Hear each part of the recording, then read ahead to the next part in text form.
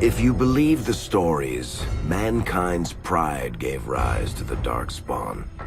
Countless in number and toxic to all life, Darkspawns search endlessly for an archdemon. When they find one, Darkspawn armies surge up from their corrupt barrows beneath the ground, and a blight begins.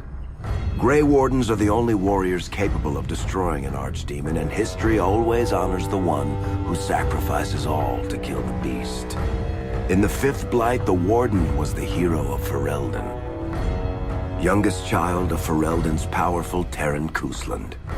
Betrayal saw the Kusland's ancestral castle burn, and the Terran and his wife slain. Duncan, a Grey Warden, helped the young noble escape to a new life with the Wardens. The allied Ferelden and Grey Warden forces met in Ostagar, where King Kaelin's armies and a host of Wardens gathered, ready to destroy the Darkspawn. But valor turned to despair as Loghain betrayed his king. Kaelin's forces were slaughtered, and the South was lost. The hero, now a full-fledged Grey Warden, survived with the aid of Flemeth, the mysterious witch of the wilds. Joined by Flemeth's daughter, Morrigan, and a Grey Warden named Alistair, the hero set out to build an army strong enough to abolish the Blight. With the traitorous Loghain now seated on Ferelden's throne, the Warden sought help from the influential Arl Eamon of Redcliffe. However, they arrived in Redcliffe to find the town under siege. As each night, undead rose in waves and assailed the battered village. With the hero's help, the people of Redcliffe stood fast against the undead horde. The Wardens reached Arl Eamon's castle only to find the Arl lying at the edge of death, and his court fallen into madness. To save his father's life, Eamon's young son, Connor, had made a deal with a demon, and quickly fallen victim to its possession. The hero intervened, freeing Connor from possession and breaking the demon's hold over Redcliffe. But deals with demons are never straightforward. The demon agreed only to save Eamon's life, not restored him to health. Arl Eamon needed a miracle to recover. The hero located an urn containing the sacred ashes of Andraste, which were said to cure any ailment.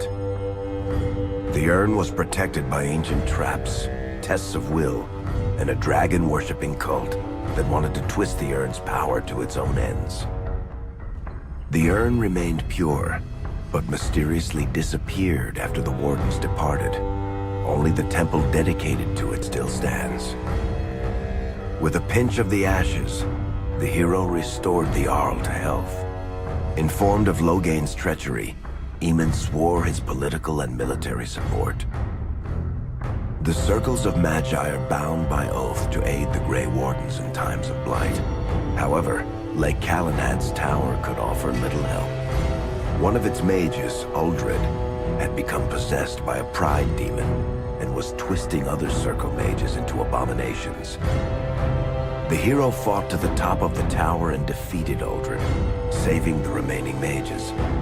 Grateful for their lives, the mages joined the Warden's army.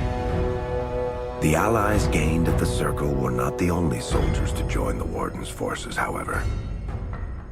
Dalish elves don't usually make alliances, but even deep hatred can be set aside in the face of oblivion. An ancient curse was destroying Ferelden's largest Dalish clans, turning the elves into werewolves. Zathrian, the clan's keeper, claimed that the cure required the heart of the great wolf, Witherfang.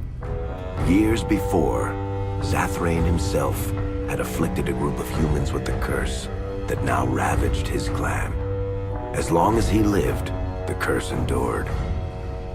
The hero freed the werewolves from the long-standing curse, and the Dalish joined the Warden's forces.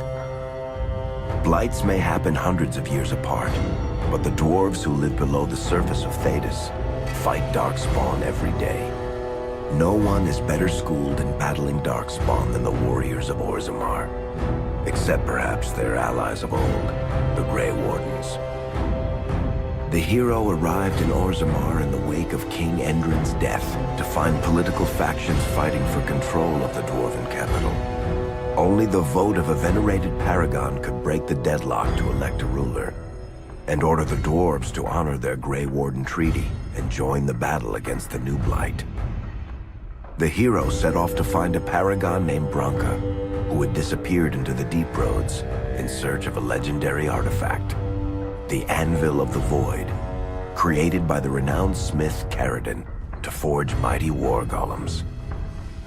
The hero helped Caradon destroy the Anvil of the Void, along with the dark secrets that could trap a living soul inside a mechanical construct. The hero emerged from the Deep Roads with a master-forged crown to bestow the Paragon's favor upon whichever rival candidate would be crowned king. Balin, the youngest son of King Endrin who was suspected of foul play, or Haramont, the aging traditionalist backed by the Dwarven Assembly. Lord Haramont claimed the crown of Orzammar. His traditionalist values keep dwarves first in all things, and safely as far underground as possible. With Dwarden's strength now bolstering the Warden's army, the hero had to deal with Loghain, so Ferelden could stand unified against the Darkspawn before the Blight swallowed the world. The kingdom of Ferelden stood divided. While some nobles supported Loghain's regency, others condemned his inaction against the Darkspawn. Civil war brewed, and Arl Eamon called a landsmeet in hopes of curtailing the conflict and removing Loghain from the throne. Alistair ended Loghain's life in the name of justice for the Wardens who died at Ostagar. As the Warden's united army massed in Redcliffe, the Darkspawn overran Denerim, laying siege to Ferelden's capital city. The hero's army fought valiantly through Denerim and broke the Darkspawn's siege. On Fort Dracon's highest tower, the hero's strongest allies fought alongside the Warden in a final heroic battle against the massive Archdemon. The Archdemon was killed without the sacrifice of a Grey Warden's life. With no Archdemon to lead them, the Darkspawn scattered. Most fled underground, still teeming in number and always seeking a new Archdemon to awaken. The shattered kingdom of Ferelden embarked on a long journey to recovery. In the Blight's aftermath, strong leadership was crucial. Alistair, King Caelin's half-brother, became Ferelden's new king, joined in rule by the hero, daughter of one of the nation's most powerful leaders. Ferelden still stands, as obstinate and resolute as the Dog Lords ever are, but the events of the Fifth Blight loom over it as the nation rebuilds. For people across Thedas, legends of the hero of Ferelden remain the nation's brightest beacons of hope during its darkest times.